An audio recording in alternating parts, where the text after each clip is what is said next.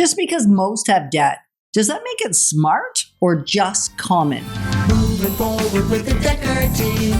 Moving forward together with the Dekker team. Welcome to another episode of Life's Inside Track. I'm Yetta Dekker. And I'm Ken Dekker. And it's where we get to share techniques, thoughts, tips, tools, tactics, and truths that we all need. You, I, everyone, so we can turn our house into home, our families thrive, and we build wealth wisely through real estate. What are you pausing for? Hesitating. Because this is big, right? Yeah, debt. Consumer debt just feels normal now. Well, it is normal, isn't it? For the most part. Yeah, like I don't know if you're one that has consumer debt or your friends have consumer debt or it's just normal. And debt's not something we generally talk about.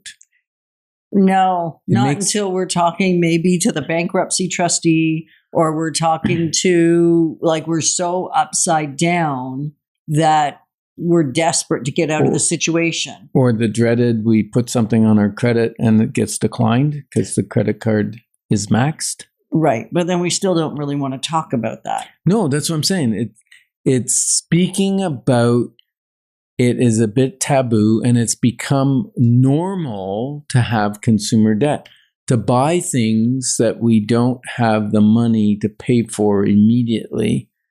And we felt for that for many, many years. It was, we talk about this your framework around where your money ideas come from, right? And it comes from your family. It comes from your culture, what's normal in the culture.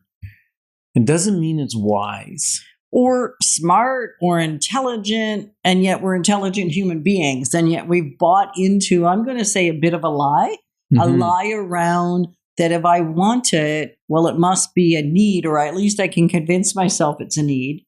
And if I want it, I really shouldn't have to wait. And something I've watched a lot, and this is a tough one, and that is I wanted some of the things and thought I needed some of the things and maybe even deserved some of the things that my parents had worked a lifetime to earn or to accomplish.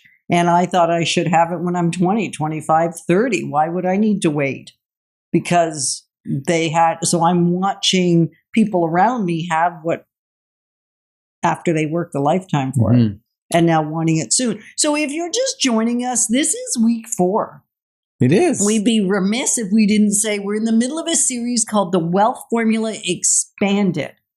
Week 4 of 8. So this journey is going to carry on for all of November and December 2025 if you're real time. And the great news is if you're just picking up number 4, you can go back on our YouTube channel and grab all the other episodes and segments. It would be like the prequel to this segment. Which would be perfect. And debt is, we've talked about it in the other segments, but what we haven't done in the other episodes and segments is gone deep on, now, okay, if we bought into I'm going to call it the lie that debt is smart or that debt is normal and therefore it must be smart. I don't think I ever said when I was young, when we were very consumed with debt, that I thought it was a smart decision. It was just normal. So therefore it didn't feel abnormal and it didn't feel weird and it didn't feel like anything was off. And this is the part of the book where Zane is explaining to Sarah what consumer debt really is. And he's saying that it's debt that you purchase things that depreciate in value or are consumed, like groceries, cars, gadgets, dinner out. Yeah. Anything that you consume or the value gets consumed. If you buy a couch, that used couch is not worth what you paid for it new. So anything that is reduced in value over time that you bought on credit is consumer debt.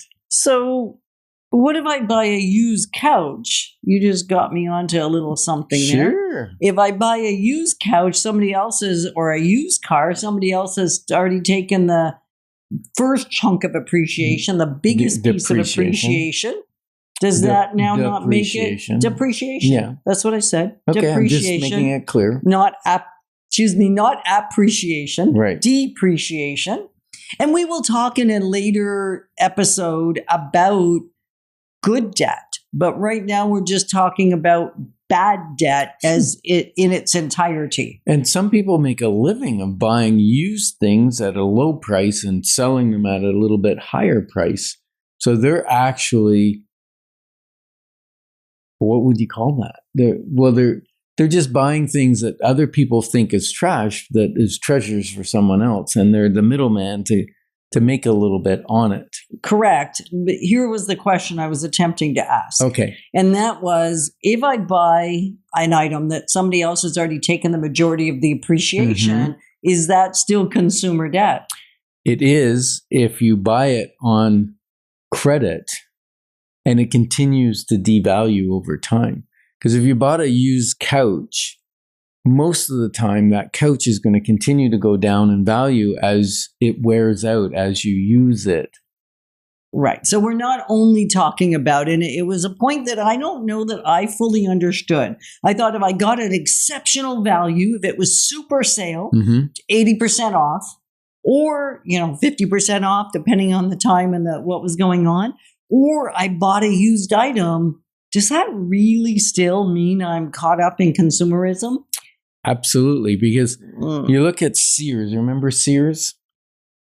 The reason Sears went out of business, people think it's because they didn't sell enough product. It was actually they lost their credit department.